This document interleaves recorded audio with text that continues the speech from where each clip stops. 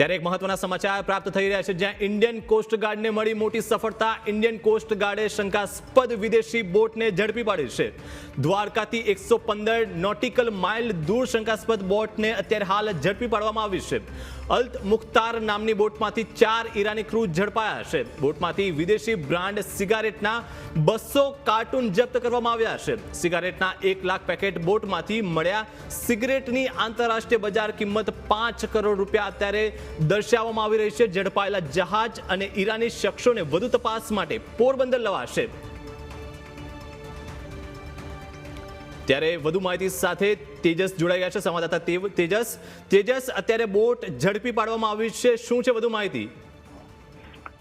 જી, ભારતીય જળ સીમાનો ઉપયોગ કરીને જે વિદેશી દેશો દ્વારા છે ભારતની અંદર વિવિધ પ્રકારના નશા ઘુસાડવાનું જે કામ છે તે કારસ્તાનને પાણી ફેરવી દેવા માટે ઇન્ડિયન કોસ્ટગાર્ડ છે સક્ષમ છે। ત્યારે વધુ એક વખત ઇન્ડિયન કોસ્ટગાર્ડ દ્વારા દ્વારકાથી 115 નોટિકલ માઇલ દૂર સમુદ્રની અંદર અલ મુખ્તાર નામનું એક ઈરાની જહાજ છે તેને ઝડપી પાડ્યું હતું।